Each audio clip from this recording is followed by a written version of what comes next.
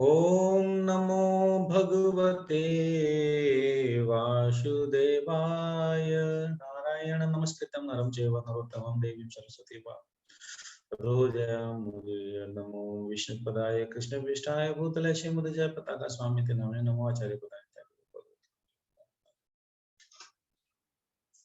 Okay, Shrimad Bhagavad Gita यथारूप अध्याय 3 कर्मयोग, श्लोक संख्या 70 नंबर श्लोक से आज हम लोग प्रारंभ करेंगे। तो हम लोगों ने पिछले सप्ताह में देखा कि भगवान तीसरा अध्याय बोलते हैं अर्जुन महात्मा को कर्म के विषय में, क्योंकि अर्जुन महात्मा प्रश्न पूछते हैं भगवान से कि भगवान आप क्या बोलना चाहते हैं कि कर्मों का त्याग कर दूं, कर्मों का परित्याग कर दूं।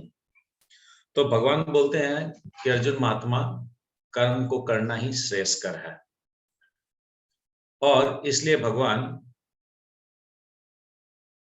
10 नंबर श्लोक से बताते हैं कि अर्जुन कर्म करने की 2 विधियां, उसमें से पहले विधि यह है कि तुम सकाम कर्म करो, तुम वर्ण आश्रम प्रणाली के हिसाब से कर्म करो, क्योंकि तुम्हारी कुछ इच्छाएं हो सकती है, मनोकामना हो सकती है।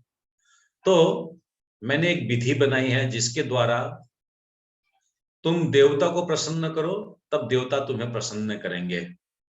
तुम देवताओं के लिए यज्ञ करो, हवन करो, पूजा करो, प्रार्थना करो, तब देवता क्या होंगे, तुमसे खुश होंगे और तुम्हारा जो मन चाहा इच्छा है वो पूर्ण करेंगे, और वो वर्षा, धूप इत्यादि वगैरह देंगे, जिससे क्या होगा, अन्न उत्पन्न होगा। अन्न उत्पन्न होने से तुम्हारी भी जो इच्छाएं हैं वो पूर्ण होगी। तो भगवान ने उसको एक कर्म चक्र एक बनाया है, एक विधान एक बनाया है, जिस विधान के द्वारा कोई भी व्यक्ति जिसकी कोई इच्छा वासना है, इंद्रिय तृप्ति की वासना है, फलों को भोगने की इच्छा है, तो भगवान बोलते हैं कोई प्रॉब्लम नहीं है। मैं बनाया है वर्णाश्रम प्रणाली का, जैसे तुम देवताओं को प्रसन्न करो, देवताओं के लिए यज्ञ करो, और उस माध्यम से तुम अगर स्टार्ट करोगे अपने जीवन को, तो क्रमश धीरे धीरे धीरे धीरे तुम्हें सकाम कर्म के मार्ग से तुम मेरे भक्ति मार्ग में आ जाओगे। तो भगवान 10 नंबर श्लोक से 16 नंबर श्लोक तक इस विषय में बताते हैं, जिसकी हम लोग ने चर्चा की। और अब भगवान एक नया फॉर्मेट, एक नया बात बता रहे हैं। भगवान अभी तक बताया कर्म योग व्यक्ति के बारे में, यानी सकाम कर्म योगी के बारे में, यानी एक कर्मकांडी योगी के बारे में भगवान ने बताया। अब जो भगवान बताने वाले हैं 17 नंबर श्लोक से 26 नंबर श्लोक तक, वो भगवान बताएंगे अभी कि अर्जुन, एक तो रास्ता मैंने बताया कि जिसमें सकाम कर्म का मार्ग है, दूसरा एक रास्ता है जिसको बोलते हैं ज्ञान योग। ज्ञान योग यानी जो आत्म साक्षात्कार करते हैं, जो आत्मा राम मुनि है, जो आत्मरति है, जो आत्मा में तृप्त करते हैं, जो आत्मा में रमण करते हैं, एक इस प्रकार के लोग होते हैं।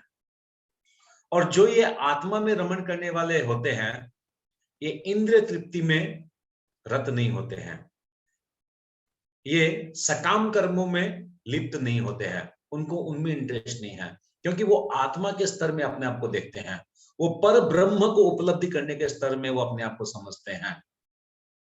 अभी पर ब्रह्म को स्थित करने में हम लोगों ने देखा कि 3 प्रकार के हो सकते हैं। एक हो सकता है जो ब्रह्म ज्योति के लिए सोचे, एक होता है वो परमात्मा तक सोचे, एक होता है वो स्वयं कृष्ण तक सोचे। यानी इन तीनों की बेसिक सीढ़ी जो है वो ये है कि आपको अपने आप को आत्मा समझना पड़ेगा। इसके पहले वाले श्लोकों में हम लोग क्या देखा कि वो अपने आप को आत्मा समझता है, मगर वो इंद्रिय तृप्ति करता है। करेक्ट? राइट सीमा पालीवाल माता जी, समझ में आया? हाँ प्रभु जी। गुड। देवदासी माता जी, समझ में आया कि पहले श्लोकों में देखा कि वो अपने आप को आत्मा समझता है और इंद्र तृप्ति करता है, मगर अब जो वो आत्मा समझेगा वो अपने आप को अलग तृप्ति करेगा। राइट? उनकी आवाज नहीं आ रही है। ओके, नीतू शर्मा माता जी, सही बोल रहा हूं मैं?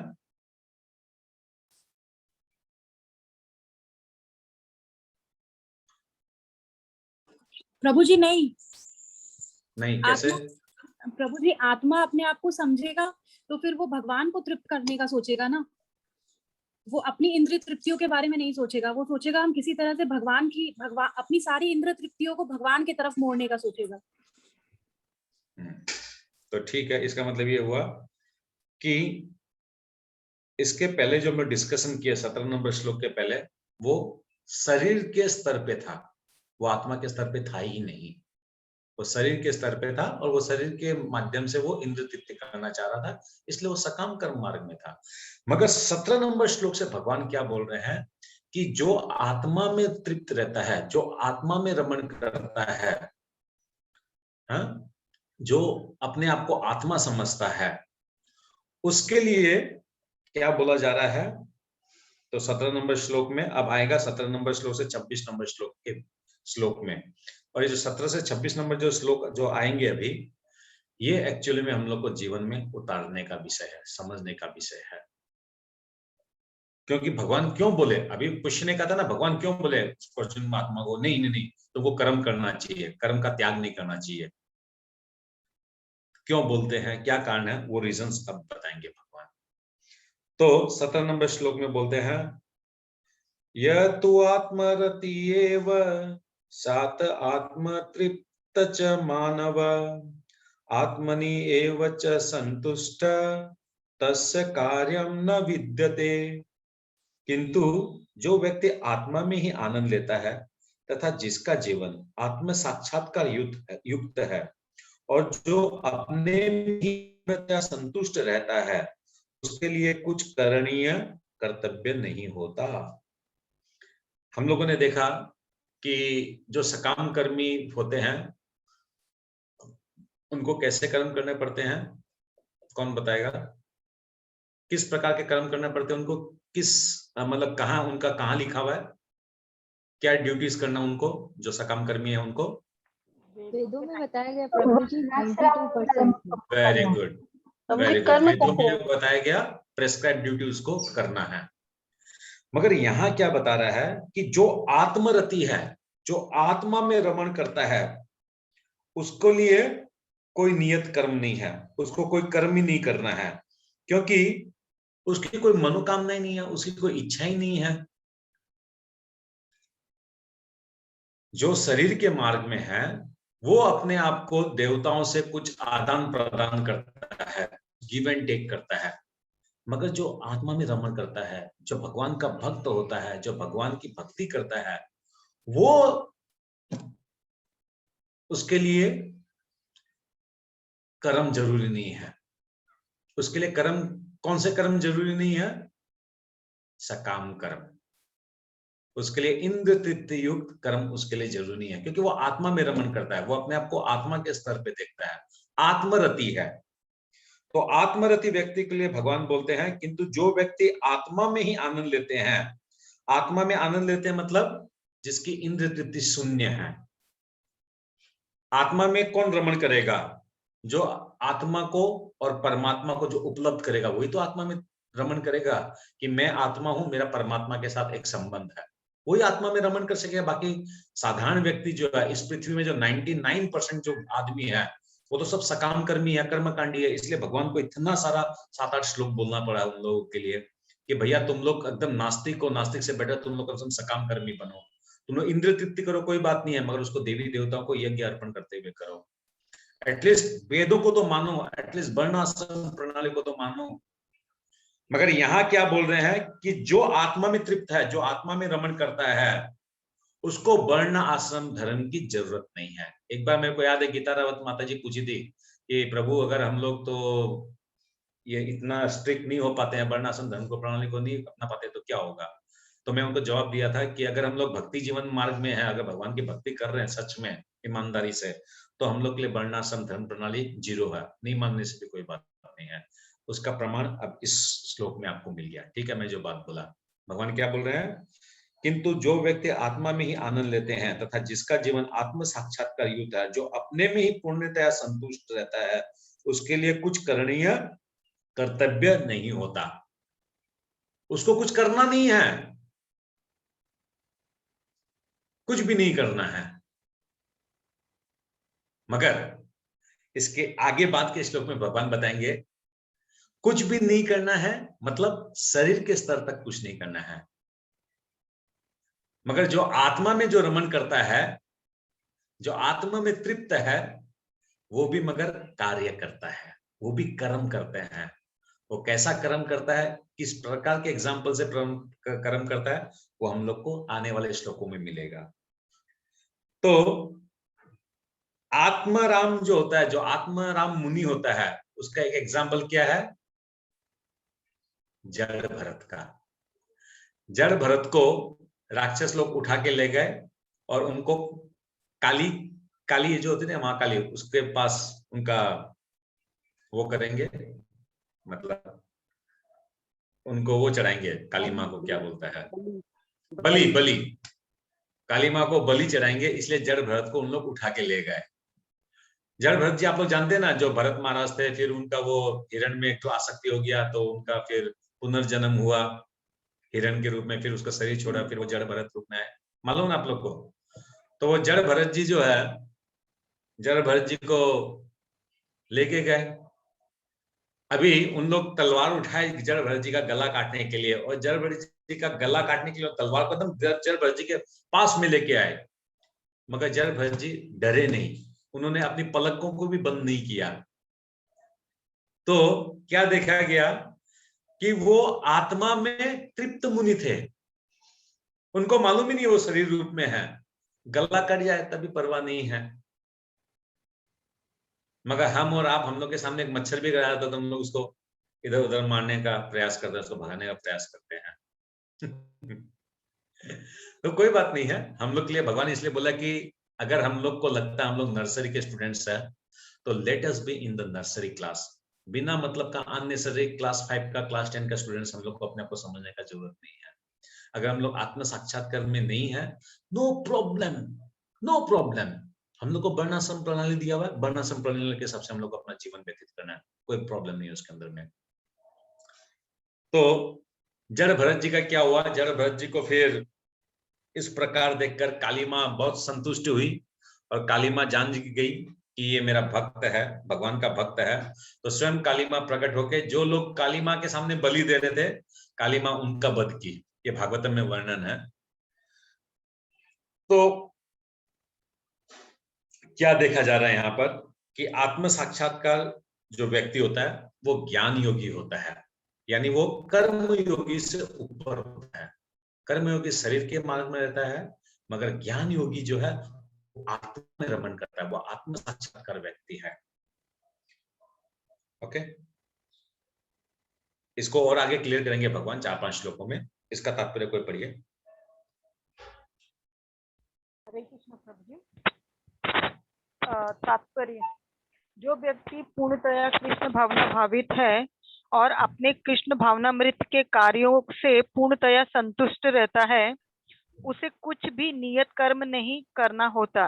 कृष्ण भावना भावित व्यक्ति होने के कारण उसके हृदय का सारा मैल तुरंत धुल जाता है, जो हजारों यज्ञों के समान यज्ञों को संपन्न करने पर ही संभव होता है। इस प्रकार चेतना के शुद्ध होने से मनुष्य परमेश्वर के साथ अपने संबंध के प्रति पूर्णतया आश्वस्त हो जाता है। भगवत कृपा से उसका कार्य स्वयं प्रकाशित हो जाता है। अतएव वैदिक आदेशों के प्रति उसका कर्तव्य निश्चेष हो जाता है। ऐसा कृष्ण भावना भावित व्यक्ति कभी भी भौतिक कार्यों में रुचि नहीं लेता और न ही उसे सुरा सुंदरी तथा अन्य प्रलोभन में कोई आनंद मिलता है। हरे कृष्ण। यहाँ पर कुल क्या बोला जा रहा है, जो आगे के श्लोकों में भी आएगा, जो आत्मा में तृप्ति करता है, जो आत्मा में रमण करता है, उसको क्या रुपया पैसा कमाने का, घर परिवार चलाने का, 2 गाड़ी मकान खरीदने का उसकी इच्छा रहेगी? इंद्रिय इच्छाएं उसकी नहीं है। जिसकी इंद्रिय इच्छाएं नहीं है, क्या उसको कोई कार्य करने की जरूरत है क्या? कोई कार्य करने का जरूरत नहीं है। मगर भगवान यहाँ क्या बोल रहे हैं आगे के श्लोकों में, कि कार्य तो सबको करना चाहिए। आप आत्मा में भी अगर रमण करते हैं तब भी आपको करणीय कार्य करना चाहिए, यानी आपको भगवान की संतुष्टि के लिए कार्य करना चाहिए। कार्य तो करना चाहिए। और भगवान तब क्या करते हैं? एग्जाम्पल देते हैं। जनक महाराज का एग्जाम्पल देते हैं और फिर स्वयं का भी एग्जाम्पल देते हैं कि देखो मैं भी कार्य करता हूँ। मैं जब जन्म लेता हूँ, मैं जब अवतार लेता हूँ इस पृथ्वी लोक में, तो मैं भी सुबह उठता हूँ, गौओं का दान करता हूँ, गाय की सेवा करता हूँ, ब्राह्मणों की सेवा करता हूँ, अपने माँ बाप की सेवा करता हूँ। भगवान जो वृद्ध हो गए थे, भगवान क्या कहते हैं? चारों धाम को, गंगा जी को, सबको वृंदावन में जो गिरिराज जी है, गिरिराज जी में बुलाए थे उन सबको। सभी जितने भी तीर्थ स्थान है भारत के, वहां अपने बूढ़े माँ बाप को तीर्थ करवाए थे। तो भगवान भी कर्म करते हैं।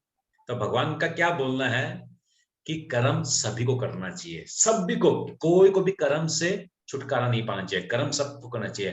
कर्म फलों के प्रति आसक्ति नहीं होना चाहिए। This is the difference between सकाम कर्मी एंड आत्म साक्षात्कार व्यक्ति। आत्म साक्षात्कार व्यक्ति जो है वो क्या, कर्म के फलों के प्रति आसक्त नहीं होता है। और वहां क्या था? वहां वो कर्म के फलों के प्रति आसक्त था, कुछ लेना देना था देवताओं के साथ, गिव एंड टेक था रिलेशन। मगर यहां बोला गया है कि तुम आत्मा में रमण करो, गिव एंड टेक रिलेशन में मत जाओ। ये मिल जाएगा तो ये दे देंगे, ये यज्ञ करेंगे, ये पूजा करेंगे, ऐसा नहीं करो। ओके, 18 नंबर श्लोक में क्या बोलता है? न एव तस्य कृतने अर्थ न अकृतेन कश्चन न चास्य सर्वभूतेषु कश्चिदर्श व्यापाश्रय अर्थ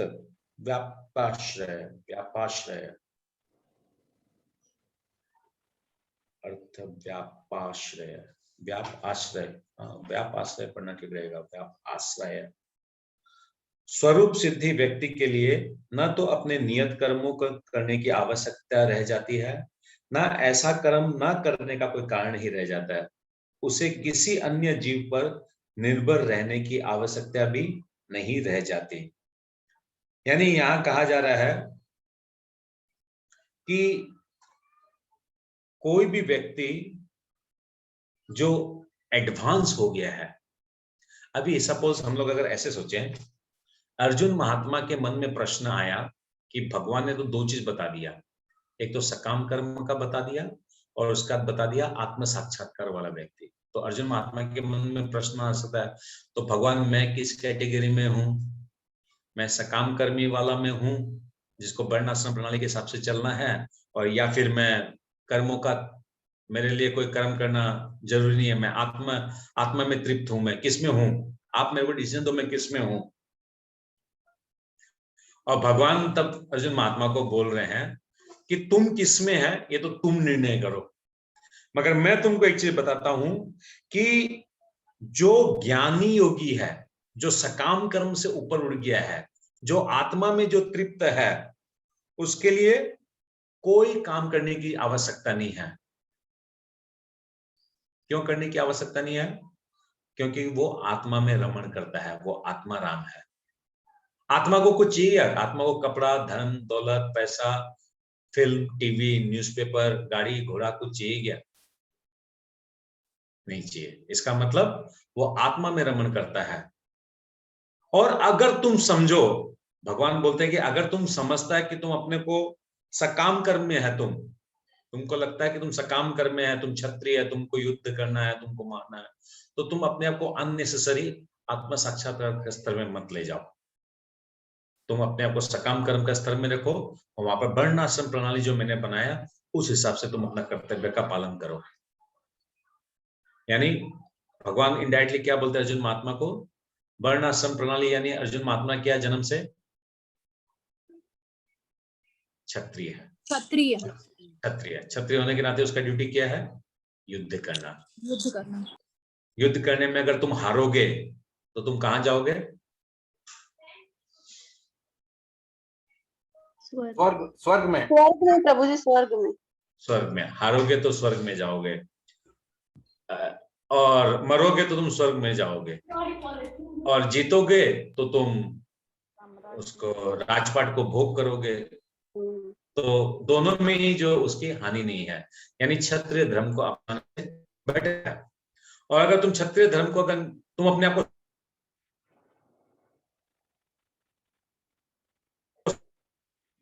तो आत्मा में तुम रमण कर, तब तो तुम्हारे लिए कुछ करने के लिए आवश्यकता ही नहीं। इसलिए क्या बोल रहा है कि जो स्वरूप सिद्धि व्यक्ति है उनको नियत कर्म करने की आवश्यकता नहीं है, और ना ऐसा कर्म ना करने के कोई कारण है।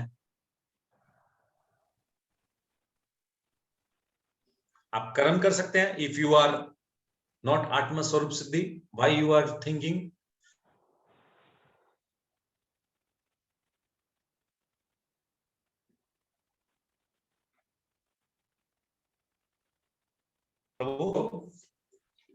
क्लास 1 का बच्चा है, क्लास 10 का बच्चा है। क्लास 1 का बच्चा अगर अपने आप को क्लास 10 का बच्चा समझे, ये उसकी बुद्धिमानी है क्या? मगर क्लास 10 का बच्चा को अगर बोले कि तुम क्लास 7 की पढ़ाई करो या क्लास 8 की पढ़ाई कर लो, उसके लिए कोई प्रॉब्लम उस क्लास में बैठ के समझने के लिए? कोई प्रॉब्लम नहीं है, बल्कि उसके लिए अच्छा है, वो समझा हुआ, वो टैलेंटेड है, वो जल्दी कैच कर सकेगा। तो इसलिए भगवान यहाँ पर क्या बोल रहे हैं अर्जुन महात्मा को? अर्जुन महात्मा, तुम कौन सा स्तर पे है? तुम सकाम करने वाला स्तर पे है कि तुम ज्ञान योगी वाला स्तर पे है, ये तुम डिसाइड करो।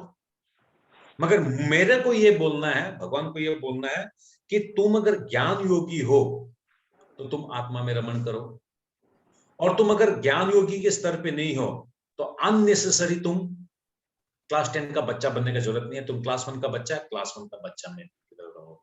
यानी भगवान यहाँ पर अर्जुन महात्मा के थ्रू हम लोग सबको शिक्षा दे रहे हैं, हम सभी को, कि अगर हम लोग वर्ण आश्रम प्रणाली को प्रॉपरली नहीं निभा पा रहे हैं तो हम लोग को वर्ण आश्रम प्रणाली को निभाने का कोशिश करना चाहिए, प्रैक्टिस करना चाहिए। क्योंकि सेकंड स्टेप किया उसके बाद डायरेक्ट ज्ञान योगी का स्टेप है, यानी आत्म साक्षात्कार का स्टेप है। हम लोग तो आत्मा में अभी है नहीं, इतना स्थिर नहीं है। मैं अपनी बात कर रहा हूं, आप लोग हो सकते हैं, हम लोग, मैं इतना आत्मा में स्थिर नहीं हूं। मैं आत्मा हूं, आत्मा में मेरे को स्थिर रहना चाहिए, मेरी कोई डिमांड नहीं है, कुछ चाहिए नहीं मेरे को, ऐसा नहीं है, मेरे तो है। तो इसका मतलब क्या हुआ? बेटर क्या है? मैं अपनी बात कर रहा हूं कि मैं वैश्य हूं बोलकर बिजनेस करना चाहिए या जॉब करना चाहिए, उससे जो पैसा आया उससे भगवान की भक्ति करते हुए गौदान, ब्राह्मण की सेवा, अपने परिजनों की सेवा, और जो भगवान की भक्ति में लगे हुए हैं उनकी सेवा करें। बस वर्ण आश्रम धर्म का प्रणाली का वो हो गया, फॉलो हो गया। और धीरे धीरे फिर क्या प्रैक्टिस करना है कि जो मेरी कामना वासनाएं हैं, जिन चीजों की रिक्वायरमेंट है, उन रिक्वायरमेंट को धीरे धीरे धीरे धीरे कम लाना है। जब रिक्वायरमेंट जब कम आएगा तब क्या होगा? शरीर की जो इच्छाएं हैं वो कम होती जाएगी। ग्रेजुअल प्रोसेस है ये, एक दिन का प्रोसेस नहीं है, एक ग्रेजुअल प्रोसेस है। गीता रावत माता जी, आपको कुछ भी समझ में नहीं आ रहा लगता है? आपको सीमा माता जी को, दोनों जन को। नहीं प्रभु जी, मैं ये सोच रही थी कि यहाँ पे जो बोला है, हरे कृष्णा प्रभु जी, हरे कि कृष्ण। मनुष्य को कर्म करना चाहिए, तो जो आत्मा में रमण करता है यानी आत्मा राम मुनि है, वो मतलब शारीरिक स्तर पर कार्य नहीं करता, लेकिन वो जो कीर्तन करता है वो भी तो कार्य के अंदर आएगा ना। मैं वो सोच रही थी कि उसको हम वो आएगा, आप जो बोल रहे हैं वो आएगा, मगर वो इस श्लोक में नहीं है, वो 20 नंबर श्लोक में बताएगा। अभी तो हम लोग 18 नंबर श्लोक में चले, अभी जिस श्लोक में चल रहे हैं अभी उस चीज को समझेंगे। जो आने वाला श्लोक है वो आने वाला श्लोक में डिस्कस करेंगे।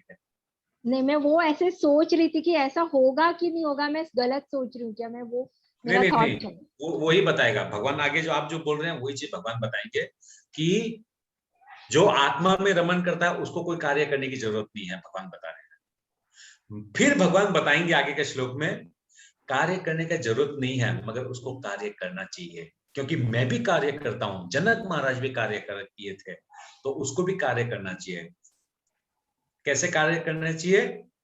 कृष्ण भावनामृत कार्य करना चाहिए, कृष्ण के तृप्ति के लिए कार्य करना चाहिए, जो आत्मरमण मुनि है। मगर हम लोग में और बाकी लोग में एक अंतर है। बाकी लोग क्या करता है? पूर्ण रूप से इंद्र तृप्ति के लिए कार्य कर रहे हैं, जो सकाम कर्मी थे। पर हम लोग में और उन लोग में डिफरेंस है। हम लोग वर्णाश्रम में रहकर हम लोग भगवान को प्राप्ति करने का कोशिश कर रहे हैं, यानी इतने ज्यादा हम लोग अपने फलों के प्रति आसक्त नहीं है जितने उन लोग हैं। उन लोग जितने ज्यादा इंद्र तृप्ति के लिए आसक्त है, हम लोग उतने ज्यादा आसक्त नहीं है। ये एक हम लोग में और उन लोग में डिफरेंस है। इसलिए हम लोग को क्या है, ज्ञान योगी वाला मार्ग में हम लोग नहीं पढ़ते हैं, क्योंकि हम लोग भगवान को प्राप्त करेंगे। ज्ञान, इसमें जो ज्ञान योगी जो बताया जा रहा है बार बार, ये ज्ञान योगी भगवान को प्राप्त करने वाला ज्ञान योगी के लिए नहीं बताया जा रहा है।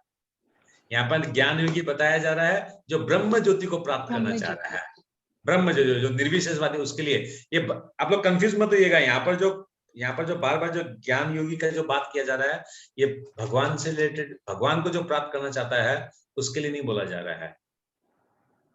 आत्मारामण, आत्मतृप्त जो हम लोग बोल रहे हैं, यानी वो ज्ञान योगी, यानी जो ब्रह्म ज्योति तक जाना चाहता है, उसका बात चल रहा है यहाँ पर।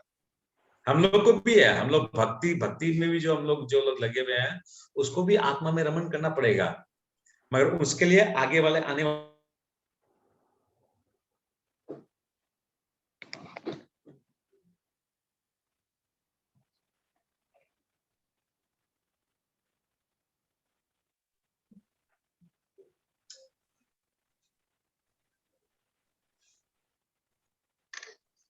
तो मुझे आवाज नहीं आ रही है। मुझे किसी को आ रही है? को थोड़ा नेटवर्क इश्यू है माता जी, आ रही है, वहाँ पे बारिश हो रही है ना, तो नहीं आ रही आवाज। प्रभु जी नहीं आ रही है।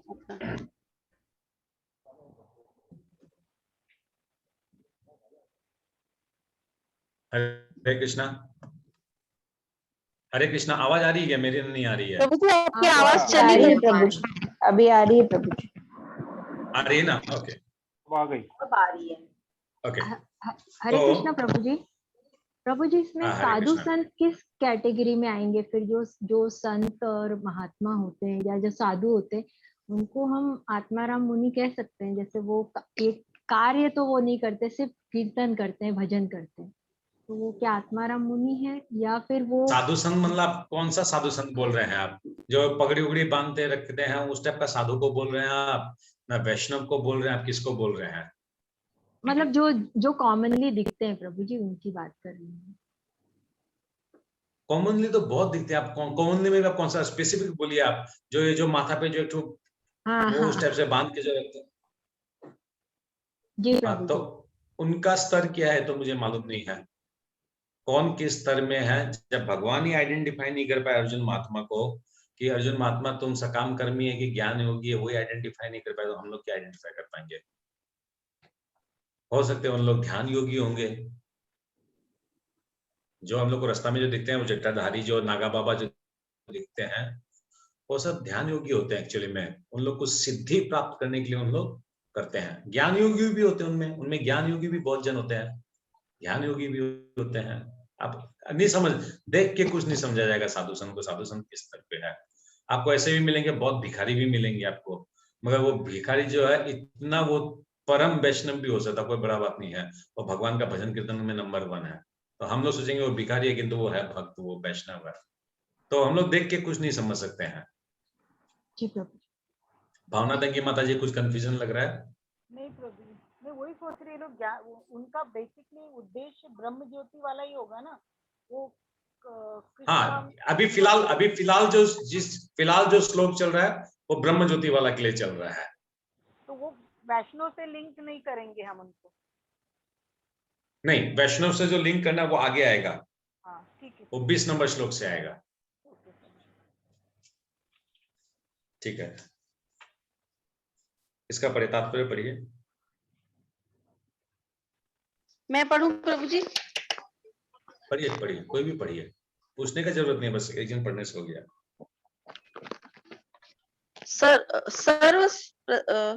सर्वरूप प्रसिद्ध व्यक्ति को कृष्ण भावना भावित कर्म के अतिरिक्त कुछ भी करना नहीं होता है, किंतु यह कृष्ण भावनामृत नहीं, सर्वरूप, हरि बोल, हरि बोल, हरि बोल। सर्वरूप नहीं है, स्वरूप सिद्धि है। स्वरूप सिद्ध, अच्छा, स्वरूप सिद्धि व्यक्ति को कृष्ण भावना भावित कर्म के अतिरिक्त कुछ भी करना नहीं होता, किंतु यह कृष्ण भावनामृत निष्क्रियता भी नहीं है, जैसा कि अगले श्लोकों में बताया जाएगा। कृष्ण भावना भावित व्यक्ति किसी भी शरण ग्रहण नहीं करता, चाहे वह मनुष्य हो या देवता। कृष्ण भावनामृत में वह जो भी करता है वही उसके कर्तव्य संपादन के लिए पर्याप्त है। हरे कृष्ण। भावना माता जी, एक चीज ध्यान दीजिएगा, सब कोई, सभी भक्त लोग एक चीज ध्यान दीजिएगा। प्रभुपाद जितने भी तात्पर्य लिखते हैं, प्रभुपाद जी सारे तात्पर्य में वो कृष्ण भावनामृत के साथ उसको जोड़ते हैं, ठीक है, हर एक श्लोकों में। मगर जो उस श्लोक में पर्टिकुलरली क्या मीनिंग है, एक्चुअल मीनिंग उस श्लोक में क्या है, वो चीज मैं आप लोग को बताता हूं, जो मैंने अपने आचार्य से सुना है।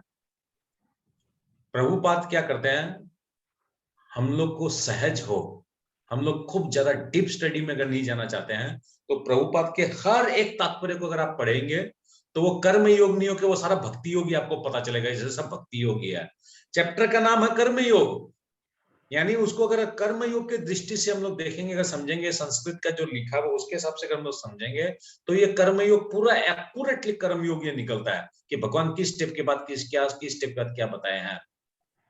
देखिए, अर्जुन महात्मा प्रश्न पूछा, कर्म करना है कि नहीं, क्या करना है, तो 10 नंबर श्लोक से 17-16 नंबर श्लोक तक क्या बताए, भगवान सकाम कर्म का मार्ग बताए। सकाम कर्म का मार्ग बताए यानी कर्मकांडी मार्ग बताए, कर्मकांडी मतलब कर्म योगी का मार्ग बताए। फिर इमीडिएटली 17 नंबर श्लोक से भगवान क्या किया, कर्मकांडी मार्ग से उसको ज्ञान योग के स्तर पे ले गए कि तुम ज्ञान योग के स्तर में अगर तुम होगे तो तुम्हारे काम कैसे रहेंगे।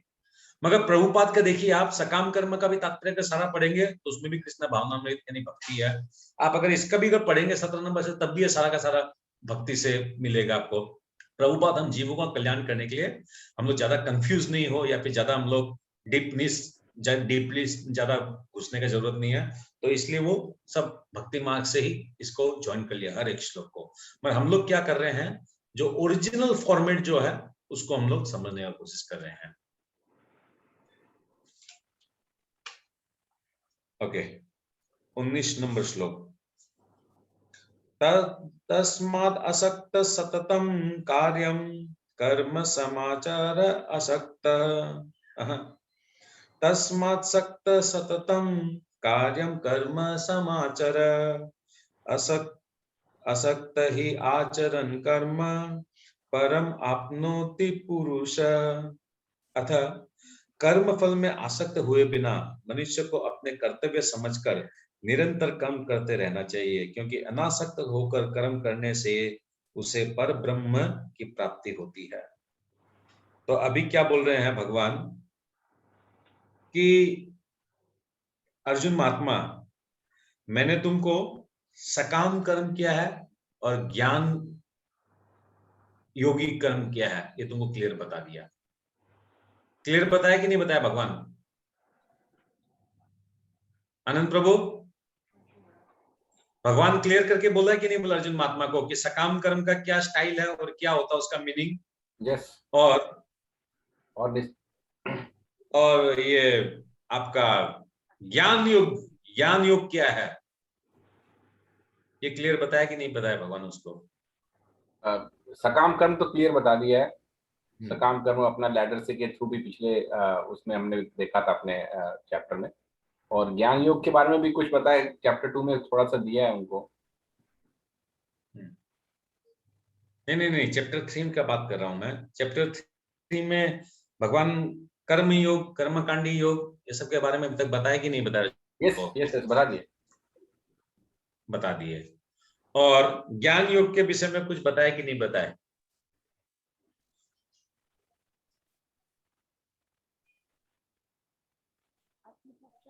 तो अब बता रहे हैं ना प्रभु जी 17वें आनंद नंबर प्रभु। श्लोक से बता रहे, 16वें ज्ञान तो श्लोक। अभी चालू है। शुरू हुआ है। करेक्ट, ज्ञान योग अब चालू शुरू हुआ है। ज्ञान योग के बारे में भगवान ने भी बता ही रहे हैं। जो चल रहा है वो ज्ञान योग के ही चल रहा है। तो भगवान यहाँ पर क्या बोलते हैं कि जो ज्ञान योगी होते हैं वो पर ब्रह्म में स्थित होते हैं। वो देवी देवताओं के साथ स्थित नहीं होते हैं, वो ब्रह्म पर ब्रह्म से के साथ स्थित होते हैं। तो पर ब्रह्म को हम लोग किस प्रकार रियलाइज कर सकते हैं?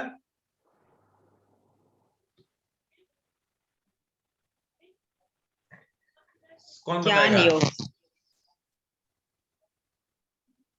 पर ब्रह्म को किस प्रकार पर ब्रह्म को प्राप्ति के, पर ब्रह्म को जानने के क्या स्तर है, क्या क्या है? प्रभु जी किसी को ज्ञान नहीं योग, योग ध्यान योग सभी से परब्रह्म को जान सकते हैं ना।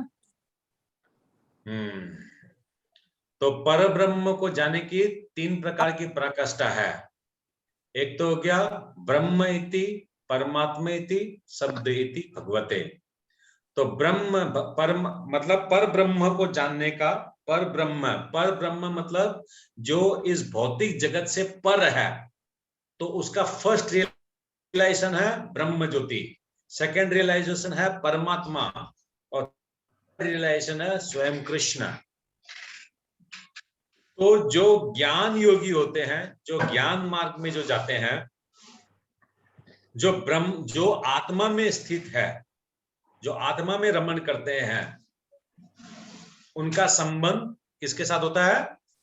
भौतिक वस्तुओं के साथ। No no no no no no प्रभु जी नो। तो किसके साथ होता है? बहुत ये ईश्वर के साथ, कृष्ण के आत्मा साथ, के साथ प्रभु, कृष्ण के साथ, आत्मा के साथ। तो ब्रह्म ज्योति के पर लिए ब्रह्म के कोशिश साथ करते में, हैं। आत्मा के साथ पर ब्रह्म, आत्मा में नहीं, आप लोग कंफ्यूज हो गए। जो सुनिए आप लोग, जो ज्ञान योगी होते हैं वो आत्मा में स्थित होते हैं, और रियलाइजेशन जो अपना वो पर ब्रह्म के साथ करते हैं। तो यहाँ पर भगवान अर्जुन महात्मा को पहले कर्म योग, कर्मकांडी आदमी लोग के बारे में बता दिया अच्छी तरह से। अब भगवान बता रहे हैं कि कर्मकांडी योगी तो कर्म कर ही रहा है इंद्र तृप्ति के लिए, मगर जो आत्मा में जो तृप्त है, जो आत्मा में रमण करता है, जो ज्ञान योगी है, जो पर ब्रह्म के साथ जिसका संबंध है, उसको कर्म करना है कि नहीं करना है, भगवान वो बता रहा है।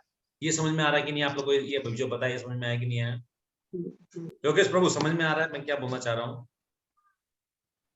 भाई जो कर्म कांडी है उसको तो कर्म करना पड़ेगा कि उसको भोग विलास है। अभी जो आत्मा में रमण कर रहा है, जो पर ब्रह्म के साथ अपना संबंध स्थापित करना चाहता है, उसको कर्म करना कि नहीं करना है? तो भगवान पिछले 2 श्लोक में उसको बोले कि उसको कर्म करने की जरूरत नहीं है। क्यों कर्म करने की जरूरत नहीं है? क्योंकि जो पर ब्रह्म में जो स्थित है, जो पर ब्रह्म की उपलब्धि के लिए जो प्रैक्टिस करता है, वो इसलिए कर्म नहीं करता है क्योंकि उसके कर्म भौतिक कर्म नहीं है, उसके कर्म आध्यात्मिक कर्म है। और आध्यात्मिक कर्म जिसके होते हैं उसको कुछ करने की जरूरत नहीं है, क्योंकि उसके सारे कर्म आध्यात्मिक स्तर पे रहते हैं। मगर भगवान बताते हैं कि जब हम लोग जीव ये शरीर जब धारण करते हैं, चाहे हम लोग आत्मा में ही रमण क्यों ना करें, हम लोग आत्मा में ही स्थित क्यों ना हो, मगर हम लोग को कर्म करते रहना चाहिए, ताकि समाज में तो अच्छा एग्जाम्पल जाता है, एक अच्छा उदाहरण जाता है। सपोज हम लोग भक्ति कर रहे हैं और अपने घर परिवार को अगर नहीं संभालेंगे, नहीं देखेंगे, तो हम लोग अगर किसी को बोलेंगे कि आइए आप हम लोग गीता क्लास कीजिए, तो वो क्या बोलेगा? अरे आप लोग तो सब भगोड़े हैं, फैमिली की तरफ तो आप लोग ध्यान ही नहीं, आप लोग सिर्फ हरे कृष्णा करते हैं, हरे कृष्णा करते हैं और चल देते हैं आप लोग। ऐसे थोड़ी ना होता है। तो यानी हम लोग को ऐसा एग्जाम्पल सेट करना चाहिए कि हम लोग कर्म भी कर रहे हैं, भक्ति भी कर रहे हैं, कर्म बंधन से भी मुक्त है और कर्मों के प्रति आसक्ति भी नहीं है। समझ में आ रहा है कि सब बाउंस हो रहा है? किसको समझ में नहीं आ रहा वो बताए? साथीदास माता जी, शारदा अग्रवाल माता जी, रूपेश प्रभु, स्वप्ना कदम माता जी, बालकृष्ण प्रभु, यशोदा देवी दासी माता जी, अन्नू हरे गुप्ता, कृष्ण संदीप प्रभु प्रभु, जय चांडक, प्रणव राठी, मनीषा कुमारी। प्रभु बोलिए। जी थोड़ा कंफ्यूजन है। प्रभु जी, यहाँ पर जो 18वें श्लोक में नियत कर्म बोला है तो उसको हम भौतिक कर्म से ले सकते हैं ना, यानी शारीरिक स्तर पर जो हम कर्म करेंगे उसको नियत कर्म कहा गया है ना। Very good, correct. नियत कर्म वही है जो prescribe duty as per Vedas. Okay, ठीक है। नहीं, अभी कोई एक माता जी कुछ बोल रही थी। प्रभु मैं अभी ज्वाइन हुई। पूजा मारो माता। कौन? पूजा मारो माता जी। हाँ बोलिए माता जी, बोलिए। नहीं प्रभु, बस वो वापस मेरे को कंफ्यूजन हो गया कि कर जो आत्मा के स्तर पे स्थित है वो कर्म नहीं करता है ना वो, लेकिन करना चाहिए। इसका क्या अर्थ हुआ प्रभु जी? Okay, good question. जो आने वाला है आगे वाला 2-3 श्लोक में आने वाला है, ये चीज आपका प्रश्न का उत्तर, किंतु फिर भी मैं दे देता हूं कि जो आत्मा में स्थित है उसको कोई कार्य करने की जरूरत नहीं है, ऐसा भगवान बोल रहे हैं।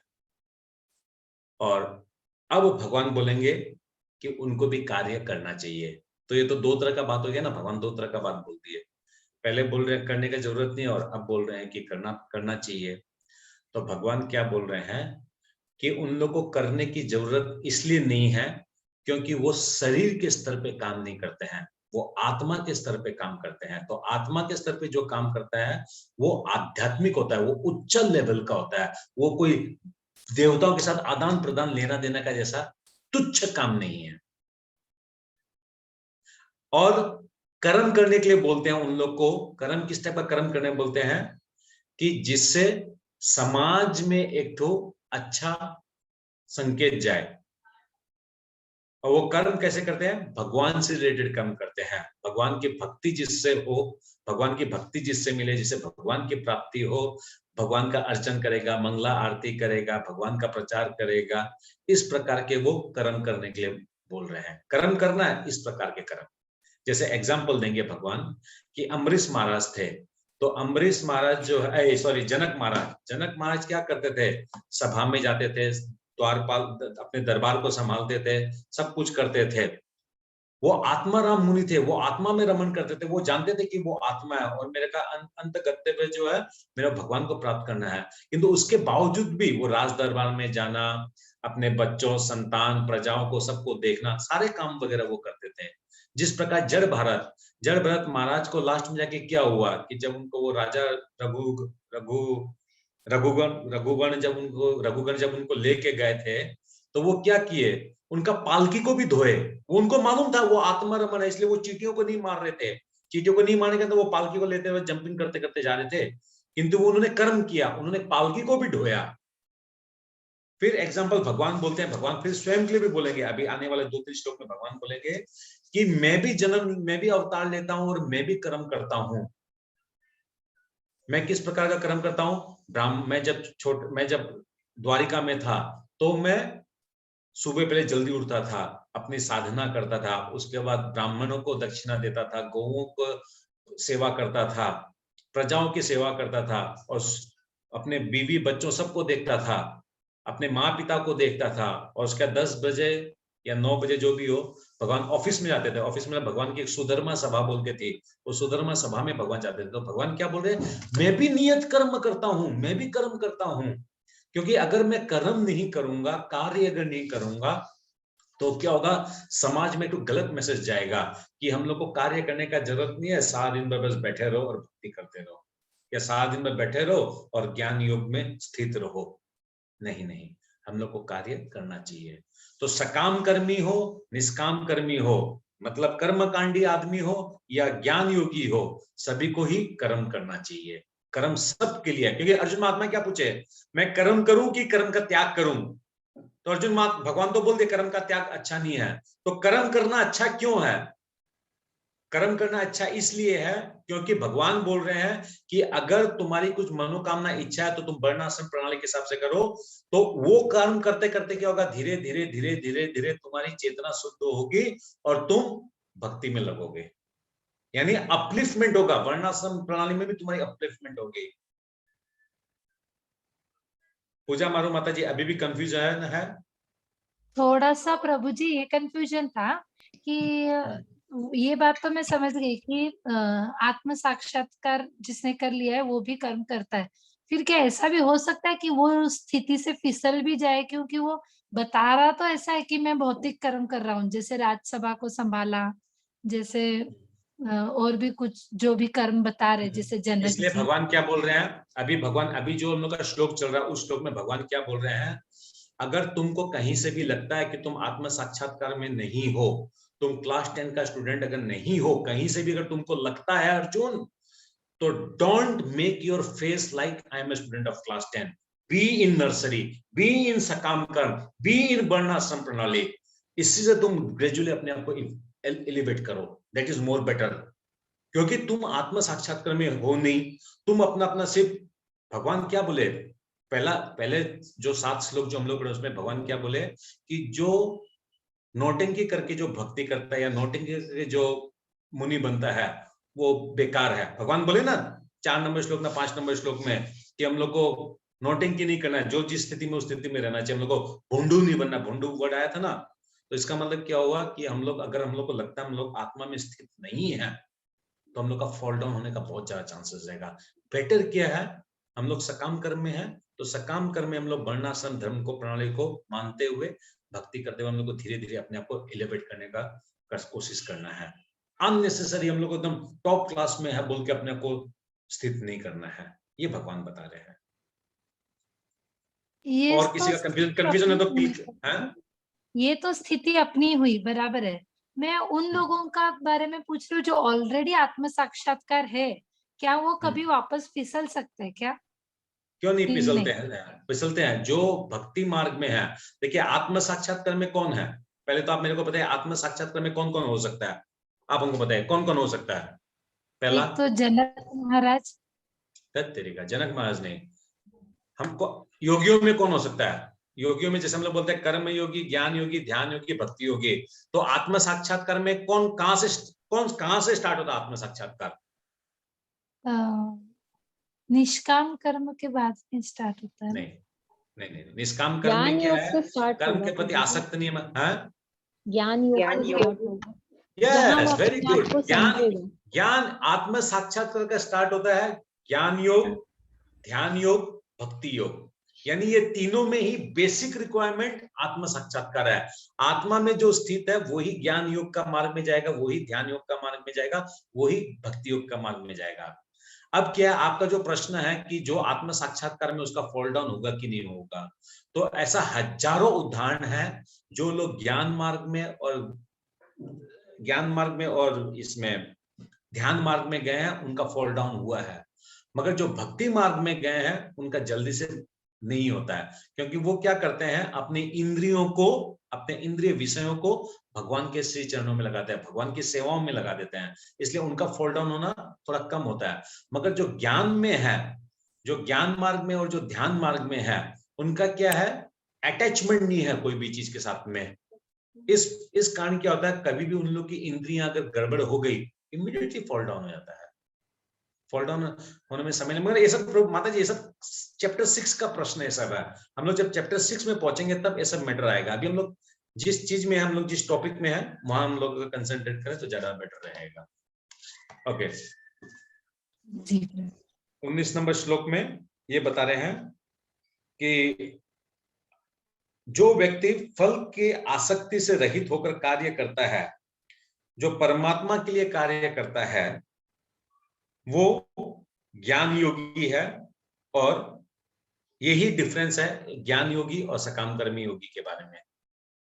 सपना कदम माता जी समझ में आया कि नहीं आया? What is the difference between सकाम कर्मी योगी एंड ज्ञान योगी? वो जी आ रहा है वैसे समझ में थोड़ा थोड़ा, लेकिन कंफ्यूजन भी हो जाता है बीच बीच में। तो भगवान का काम ही वही है, भगवान बीच में कंफ्यूज करते रहते हैं। सिंपल में समझने का कोशिश कीजिए, सिंपल में भगवान ये बोलना चाह रहे हैं। अरे चलिए आगे और श्लोक आन दीजिए, तब और क्लियर हो जाएगा आप लोग का, सब चीज क्लियर हो जाएगा। ठीक है, 19 नंबर श्लोक को पढ़िए। हरे कृष्णा प्रभु जी, मैं पढ़ती हूँ। भक्तों के लिए श्री भगवान परम है और निर्विशेषवादियों के लिए मुक्ति परम है। अतः जो व्यक्ति समुचित पथ प्रदर्शन पाकर और कर्म फल से अनासक्त होकर कृष्ण के लिए या कृष्ण भावना अमृत के लिए कार्य करता है, वह निश्चित रूप से जीवन लक्ष्य की ओर प्रगति करता है। अर्जुन से कहा जा रहा है कि वह कृष्ण के लिए कुरुक्षेत्र के युद्ध में लड़े, क्योंकि कृष्ण की इच्छा है कि वह ऐसा करे। उत्तम व्यक्ति होना या अहिंसक होना व्यक्तिगत आसक्ति है, किंतु फल की आसक्ति से रहित होकर कार्य करना परमात्मा के लिए कार्य करना है। यह उच्चतम कोटि का पूर्ण कर्म है, जिसकी संस्तुति भगवान कृष्ण ने की है। नियत यज्ञ जैसे वैदिक अनुष्ठान या उन पाप कर्मों की शुद्धि के लिए किए जाते हैं जो इंद्र तृप्ति के उद्देश्य से किए गए हों, किंतु कृष्ण भावना अमृत में जो कर्म किया जाता है वह अच्छे या बुरे कर्मों के फलों से परे है। कृष्ण भावना भावित व्यक्ति में फल के प्रति लेश मात्र आसक्ति नहीं रहती। वह तो केवल कृष्ण के लिए कार्य करता है। वह समस्त प्रकार के कर्मों से रत रहकर भी पूर्णतया अनासक्त रहा आता है। अनासक्त रहता होगा ये हाँ, ये वो थोड़ा सा प्रिंटिंग मिस्टेक रहता है। तो आप लोग क्या समझे? 17 नंबर, 18 नंबर, 19 नंबर, इन 3 श्लोकों में भगवान बता रहे हैं अर्जुन महात्मा, सकाम कर्मी योगी तो एक हो गए, जिनके बारे में मैं सब कुछ बता दिया। इसके अलावा और एक व्यक्ति होते हैं जो आत्मा में रमण करते हैं। जो आत्मा में रमण करते हैं उनके लिए नियत कार्यों को करने की कोई आवश्यकता नहीं है। क्यों? क्योंकि वो व्यक्ति लोग जो है परमात्मा को उपलब्धि करने की कोशिश करते हैं, और परमात्मा को उपलब्धि करने की कोशिश करने के कारण उनके जो कर्म जो है, उनको जो करने का जो कर्तव्य जो उनका, वो जनरल कर्तव्य नहीं है, जनरल कार्य नहीं है उनका, तो इसलिए उनको काम करने की जरूरत नहीं है।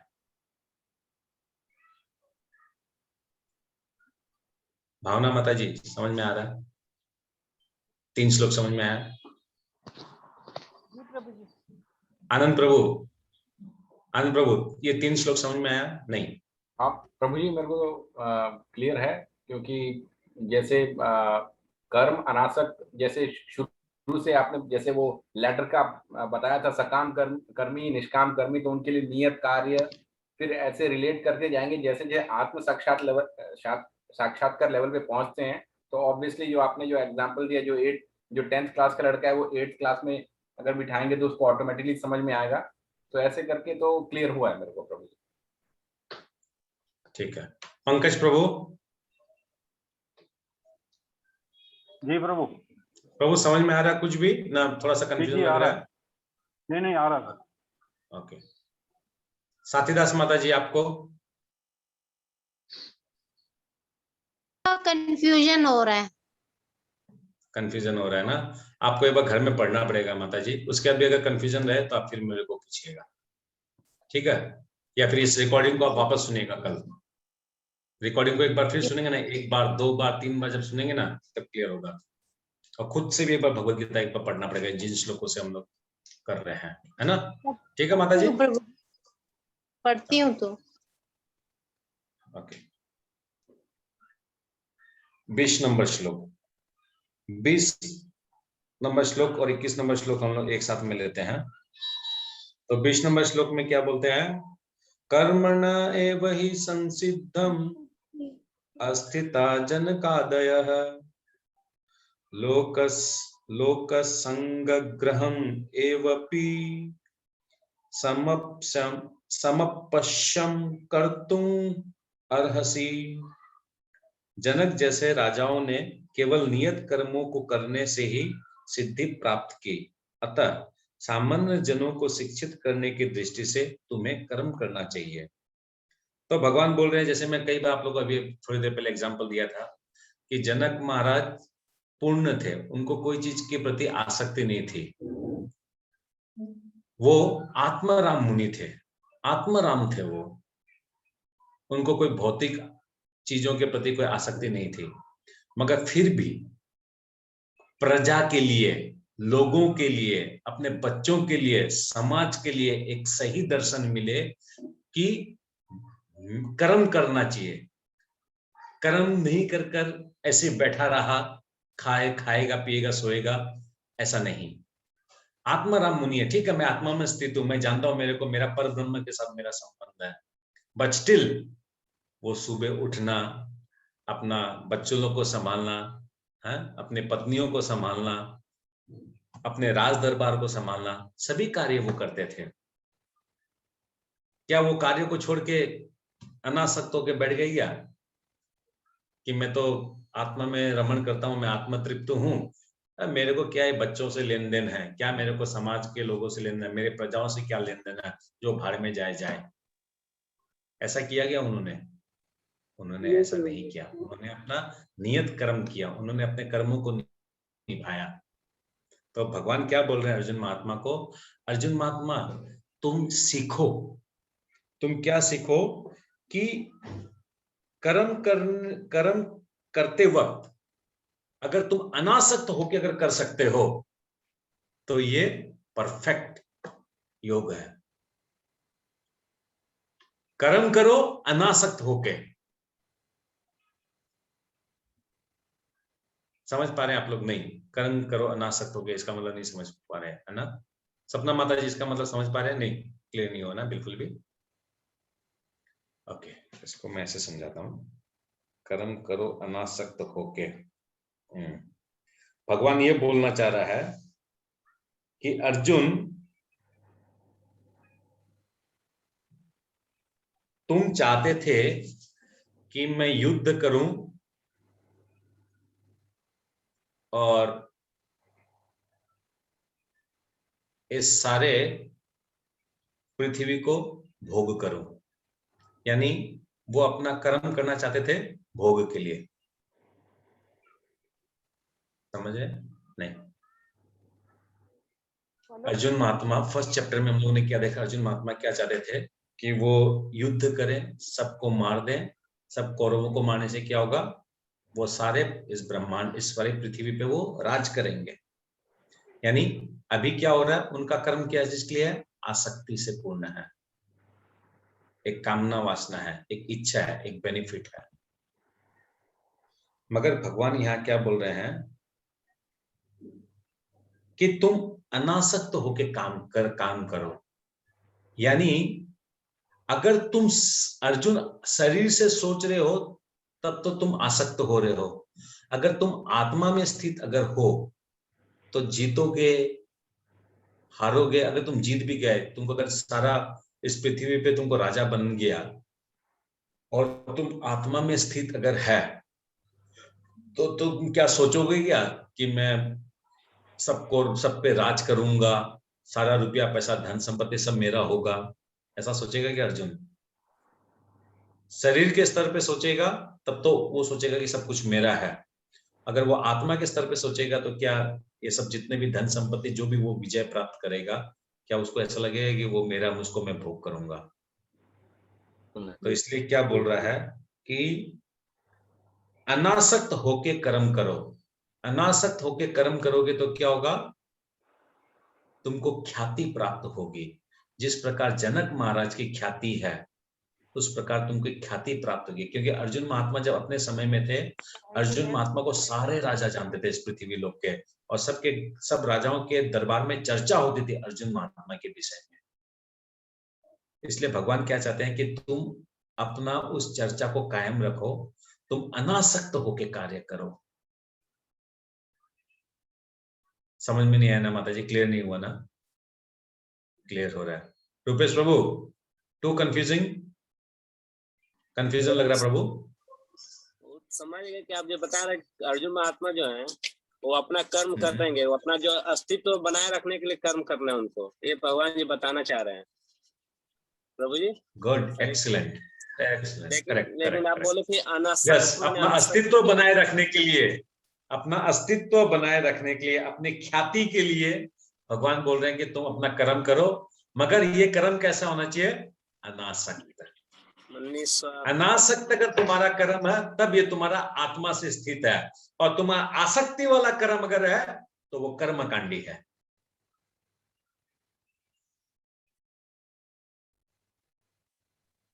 बहुत लोगों को समझ में अगर नहीं आ रहा है तो आप लोग थोड़ा पढ़िए, अनासक्त माने वापस रिपीट करेंगे।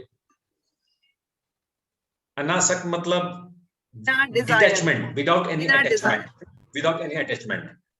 तो प्रभु जी अपनी ख्याति बनाए रखना, क्या ये अटैचमेंट नहीं है? नहीं, ख्याति बनाए रखना मतलब इसलिए कि अगर अर्जुन महात्मा अगर कर्म नहीं करेंगे तो सारे राजा, सारे प्रजा में क्या मैसेज जाएगा कि हम लोग को कर्म नहीं करना चाहिए, तो वो क्या होगा? समाज उससे गंदा हो जाएगा। वो चीज, वो ख्याति के लिए बोला गया यहाँ पर। हाँ। जनक जैसे राजाओं ने केवल नियत कर्मों को करने से ही सिद्धि प्राप्त की, अतः सामान्य जनों को शिक्षित करने की दृष्टि से तुम्हें कर्म करना चाहिए। तो जिस प्रकार जनक राजा ने कर्म किए जन के लिए, समाज के लिए, लोगों के लिए, वैसे ही तुम भी कर्म करो, वैसे ही तुम भी राजपाट को संभालो अनासक्त होकर। अनासक्त होकर अगर तुम करोगे तो तुम क्या होगे? किसमें स्थित होगे?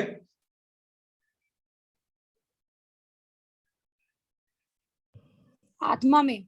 आत्मा में, आत्मा के स्तर में स्थित हो गए। ओके, तात्पर्य पढ़िए इसका। मैं पढ़ूं प्रभु जी? पढ़िए, जो भी जिसको भी पढ़ना आप लोग पढ़िए। जनक जैसे राजा स्वरूप सिद्ध व्यक्ति थे, अतः वे वेदानुमोदित कर्म करने के लिए बाध्य न थे, तो भी वे लोग सामान्य जनों के समक्ष आदर्श प्रस्तुत करने के उद्देश्य से सारे नित्य कर्म करते रहे। जनक सीता जी के पिता तथा भगवान श्री राम के ससुर थे। भगवान के महान भक्त होने के कारण उनकी स्थिति दिव्य थी, किंतु चूंकि वे मिथिला, जो भारत के बिहार प्रांत में एक परगना है, के राजा थे, अतः उन्हें अपनी प्रजा को यह शिक्षा देनी थी कि कर्तव्य पालन किस प्रकार किया जाता है।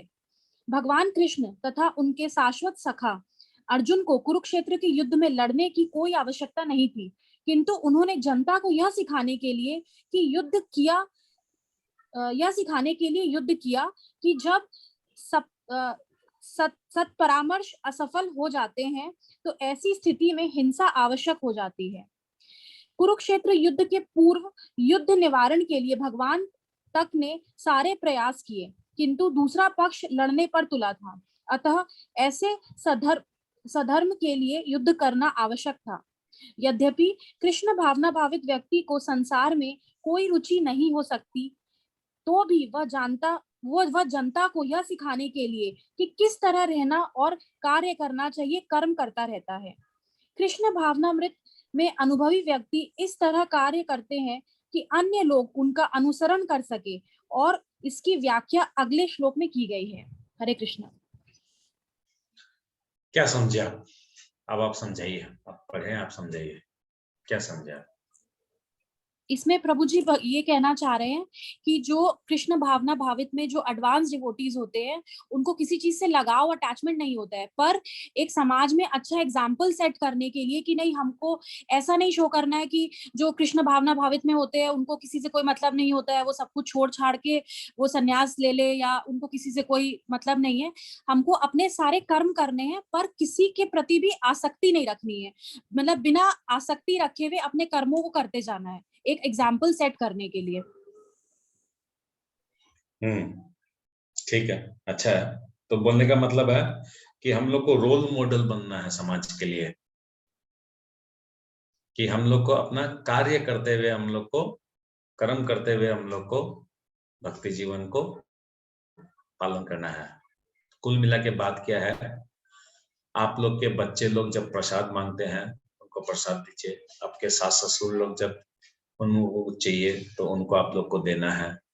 घर वालों का कोई डिमांड है तो डिमांड को पूरा करना है, कर्म करते हुए मगर अनासक्त होकर। कोई बात नहीं है, मेरे को ये शरीर मिला है, ये परिवार मिला है, इन लोग के लिए मेरे को करना है, मगर ये नहीं कि ये मेरा परिवार है, इनके लिए मेरे को करना ही चाहिए, तो मेरे को ये फायदा मिलेगा, मेरे लिए नया साड़ी लेके आएंगे, मेरे लिए ये लेके आएंगे, वो लेके आएंगे। समझ में आया? इस श्लोक से प्रैक्टिकल प्रैक्टिकल उदाहरण हम लोग को क्या लेना है? हरे कृष्ण प्रभु जी। हरे कृष्णा। हमें एक्चुअली मैं समझी जिससे ये मतलब निकलता है कि हमें जो अपनी भगवान ने हमें ये एक तो ड्यूटी दी है, और भगवान को जैसे सबको भगवान ड्यूटी असाइन करते हैं वैसे ही हमारी ड्यूटी उन्होंने दी है, और हमें उसको उनको याद करते हुए उनके लिए ही ड्यूटी करनी चाहिए। यस, दिस इज अनासक्त। कर्म करना अनासक्त हो गया। इसका मतलब क्या होगा? कितना अच्छा मतलब भक्ति प्रैक्टिस कर रहा है, भक्ति प्रैक्टिस भी कर रहा है मगर अनासक्त हो गया। कोई चीज से अटैचमेंट नहीं, कोई चीज से लगाव नहीं। ठीक है ना? तो ठीक है, आगे के श्लोक हम लोग फिर कर लेंगे। आज हम लोग यहीं विराम देते हैं। थोड़ा आप लोग घर में पढ़िएगा। तो ऐसे ही ये सिंपल है। अगर इसको हम लोग सिर्फ भक्ति के लाइन से अगर जोड़ देंगे ना हर एक श्लोक को, ये आप लोग को एक बार में सारा क्लियर हो जाएगा, इसमें कोई प्रॉब्लम ही नहीं है। मगर मेरा इच्छा ये है मेन श्लोक में क्या बोला जा रहा है वो आप लोग समझने की कोशिश कीजिए। इसलिए मैं जानबूझ से ड्राइंग भी नहीं किया। अगर ड्राइंग से अगर समझाता आप लोग को तो एक बार में आप लोग को समझ में आता। मैं चाहता हूँ कि आप लोग उसको पढ़ें, ताकि कल मैं आप लोग को पूछूंगा आप लोग क्या समझे, आप लोग मेरे को समझाइए। फिर तो मैं ड्राइंग से समझाऊंगा, वो अलग बात है। ओके, हरे कृष्णा। श्रीमद् भगवद गीता यथारूप की जय, शिला प्रभुपाद की जय। ओम हरे कृष्ण प्रभु जी। हरे प्रभु कृष्ण। जी, आज ही और ये शाम को भी मेरा खुलना, अभी रात को भी जल्दी खुला नहीं प्रभु जी मेरा। क्या हुआ माता जी? प्रोग्राम बराबर खुला नहीं, आधे घंटे के बाद खुला। ओ, अभी का क्या? हाँ, आपने वो डाली। कोई बात नहीं, आप रिकॉर्डिंग सुन लीजिएगा माता जी। ये भगवान की मर्जी रही होगी ऐसी। हाँ, परंतु कल भी रामायण में ऐसे ही होगा कि प्रभु जी इसी से खुलेगा कि रामायण का 3 बजे का? कल रामायण का क्लास हम लोग थोड़ा देरी से करेंगे, मेरी कोई एग्जाम है गीता की। अच्छा, तो कल 1 घंटा देरी से करेंगे, कल 4 बजे से करेंगे। 4 बजे और कोई भी प्रॉब्लम अगर हो रहा है कनेक्शन करने में तो आप लोग मेरे को फोन करेंगे, तो क्या होगा मेरा क्लास से डिस्कनेक्ट हो जाता है। आप लोग आनंद प्रभु है, सपना कदम माता जी है, और वो माता जी क्या गई वो वो अपनी वो माता जी है ना, शिखा माता जी। हाँ, इन लोग से आप लोग हेल्प ले लीजिए, कोई भी प्रॉब्लम है तो। प्रभु जी एक क्वेश्चन पूछना है। मैंने रामायण की क्लास में भी हैंड रेज किया था, आपने ध्यान नहीं दिया। हाँ बोलिए।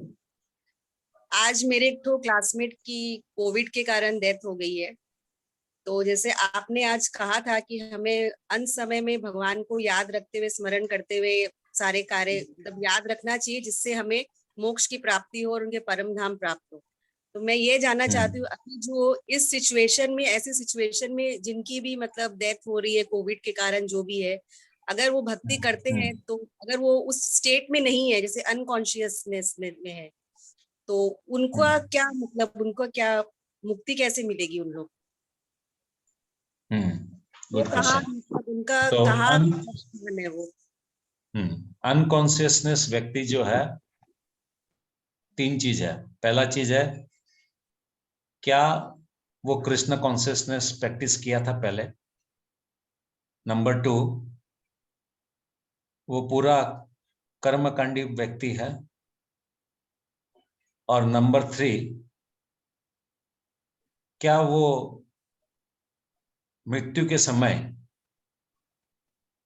हरि नाम कीर्तन या तुलसी पत्ता का दल या वैष्णव तिलक उसके सर पे था क्या? पहले तो आप ये इन तीनों को उत्तर दीजिए। या he was a teacher by profession. और भक्ति का तो ऐसे मुझे पर्सनली नहीं पता, लेकिन जैसे भगवान को तो मानते ही है, समझिए वो। और ये तुलसी जल और वैष्णव, नॉट अ वैष्णव। हाँ, तो समझ में आ गया। वो इसका मतलब एक सिंपल कर्मकांडी व्यक्ति थे। जी प्रभु। तो एक कर्मकांडी व्यक्ति जो होता है उसकी साधारणता मुक्ति नहीं होती है। इवन अभी तो कोरोना काल चल रहा है, अगर कोरोना अगर नहीं होता है तब क्या होता है, उस साधारण व्यक्ति का 10 दिन तक घर वाले जो है तर्पण वगैरह इत्यादि करते हैं, शुद्धिकरण करते हैं, और 10वां दिन के बाद 10वां दिन जो है वो ब्राह्मणों को भोजन खिलाया जाता है। उसके पहले पिंड दान दिया जाता है विष्णु को, और जब पिंड दान जब दिया जाता है तब उस आत्मा को एक ठो यातना शरीर मिलती है, और वो यातना शरीर को यम के 2 दूत आते हैं, उन लोग 11.5 महीना लगता है उस यमदूत को, उस यातना शरीर को 16 द्वार से होते हुए उसको लेके जाते हैं और बहुत उसको कष्ट देते हैं। अभी इस कोविड काल में क्या हो रहा है, मैं बहुत लोगों के बारे में सुना हूं जिन लोगों ने अपना शरीर त्यागा है, जिनका शरीर नहीं रहा। इवन दिल्ली उल्ली से भी खबर आया, बॉम्बे से भी खबर आया है, कि हिसार से खबर आया है कि कोई पंडित भी नहीं मिल रहा खाने के लिए, कोई पंडित नहीं मिल रहा है गरुड़ प्राण बांचने के लिए, कोई पंडित ही नहीं मिल रहा है तर्पण कराने के लिए, ये पिंडदान देने के लिए, कोई कुछ नहीं मिल रहा है। क्या आपके यहाँ भी ऐसा सिचुएशन है माता जी? जी प्रभु जी, जी सब हमारे इधर तो बिल्कुल ऐसा ही है, यही सब चल रहा है। सारिका माता जी, उस आदमी जिस आदमी का आप बात कर रहे हैं उसके साथ भी सेम ये सिचुएशन है? प्रभु जी, फर्स्ट ऑफ ऑल तो कोविड वाला को तो वहीं से हॉस्पिटल से ही सीधा लेके जाते हैं, तो उनका तो अभी अंतिम संस्कार, अभी तक तो अब उनकी डेथ आज ही हुई है, तो अभी तक तो उसका आई थिंक अंतिम संस्कार हुआ ही नहीं है। वो आफ्टर 12 या रात में ही होता है, वो तो फिक्स टाइम है यहाँ पे, दिन में उनका अंतिम संस्कार करते ही नहीं है यहाँ पे। और उसके बाद उनके घर में भी अगर कोविड है तो आई थिंक और भी किसी के कोविड है तो फर्स्ट ऑफ ऑल तो कोई आना ही नहीं चाहेगा। और बाहर तो क्या हो रहा है माता जी, आप लोग प्रार्थना कीजिए, आप लोग सबको घर वाले प्रार्थना कीजिए मानसिक रूप से ही, कि उस आदमी का मुक्ति हो।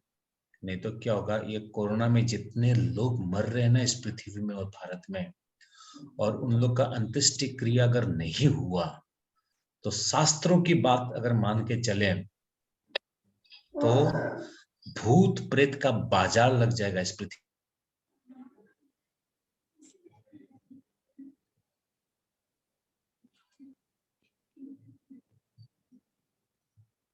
आवाज नहीं आ रही प्रभु जी?